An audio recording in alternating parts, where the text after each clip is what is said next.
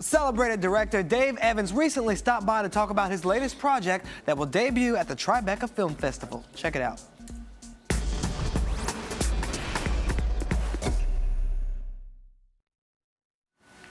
Our next guest is an accomplished director, and he's known for helming hit shows like Shameless and Downton Abbey. And now he's turning his attention toward a different type of drama. For his latest project, he took a trip into the darkest corners of Hitler's Europe, where he found horror, devastation, and friendship. Here to discuss the new documentary, A Nazi Legacy, What Our Fathers Did, is director David Evans. Welcome to the show. Thank you very much. David, thank you so much for being here. This documentary is powerful, and it's generating a lot of buzz. What initially drew you to this project, and why was it important for you to tackle something so monumental? Honestly, it's a personal story. Philippe Sands is a very eminent international lawyer. Correct. But he's also a close personal friend of mine because we were at college together. And literally what happened was we had a dinner table conversation, and he said, I'm doing research for this book. I'm meeting these incredible guys. I'm sure there's a film in it. And then after a little bit of deal making by our wives, we got the project going. Wow. And it tells the story of three men on a journey into the past. Two are the children of Nazi war criminals. One is a descendant of Jews. That's Philippe. That's Philippe. Yeah, that's Philippe. And how did you go about even conceiving of this project, and what made you decide that this was something that you could actually pull off? Well, what you have to remember is that we didn't come at it from the point of view of making a film about the issue. I know that might sound odd, but it started with a friendship. It started with a real friendship between Philippe and these two men. And both of these two men are, you know, they're lovely guys. Because of what their fathers did, that the responsibility for what their fathers did doesn't rest on them at all. And so Philippe explored his personal relationship with the two of them and what kind of memories they had of their fathers, because in each case, both of these guys were born in 1939. So obviously, Nicholas Frank's father was Hans Frank. He was known as the Butcher of Poland. He was executed at Nuremberg for the murder of 4 million people. So, but what it meant for Nick is that he only knew his father till he was 6 years old. Horst's father survived a little longer than that because he escaped justice and died under the protection of the Vatican in 1949. But both of these guys lost their fathers when they were very young. So their memories are very much the memories of infancy.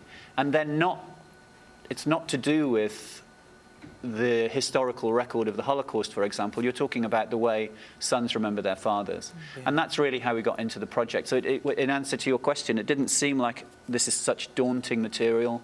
How can we ever do justice to this? It was just talking about these two men and their relationships with their dads. Well, we actually have a clip of Nick talking about his father, who was Hitler's personal lawyer. Let's take a look, then discuss. What shopping was there in the ghetto? I mean, the imagination. Furs.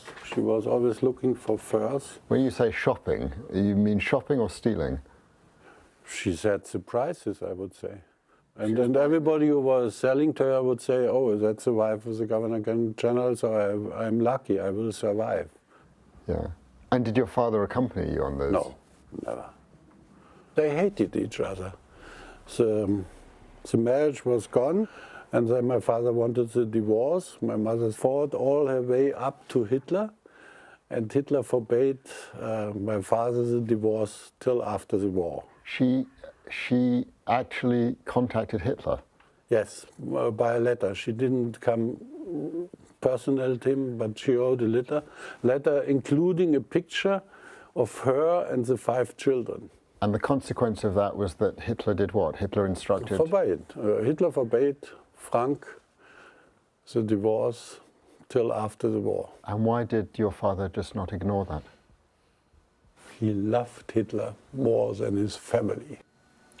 Wow. That's deep.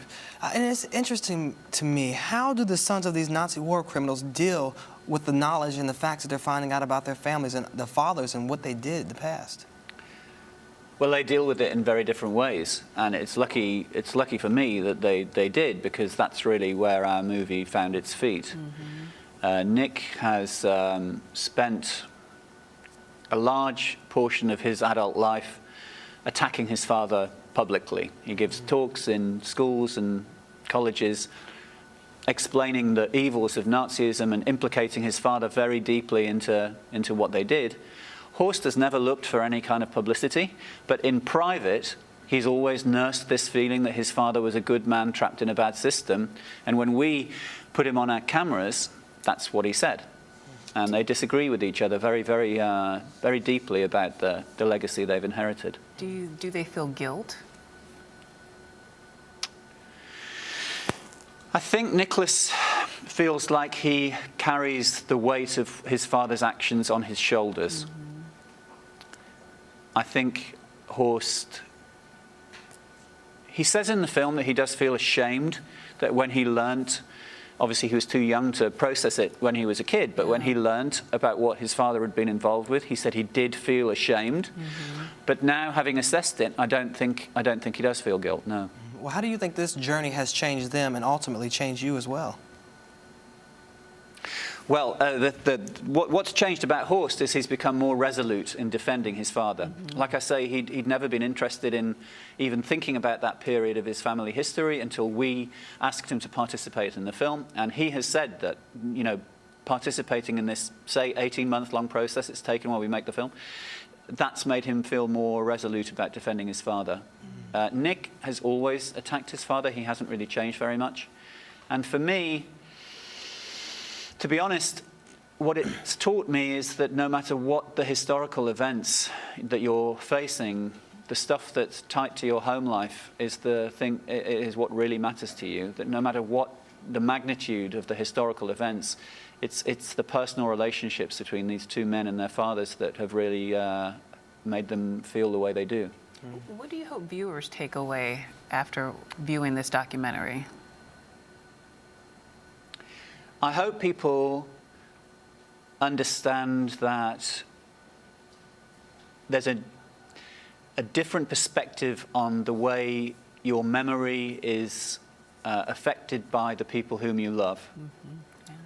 And there's also a different story which is to do with justice and putting a historical record together which other people can look at dispassionately and say, yes, that's the truth, these people were guilty, these people were innocent, that's the historical record. But when it's your own family, you're going to be left with something different from that. Yeah. Definitely. So tell us, where and when can everyone see this film? Well, it's screening at the festival. It's screening this evening at 7 p.m, I think. And then there are 2 other screenings later in the week. I can't remember exactly what time they are. And that's after I've gone back to the UK. Yeah, but if you go to the Tribeca Film Festival website, it's all there. Absolutely. Okay. All right. Thank you so much. Fantastic You're welcome. work. Thank you. And you're watching Arise Entertainment 360.